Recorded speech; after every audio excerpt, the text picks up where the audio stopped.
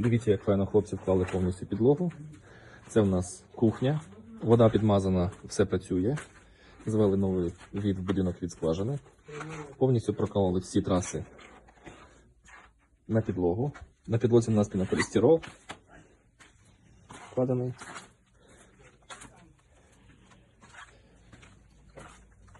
Ось у нас тут знаходиться повністю вся розводка.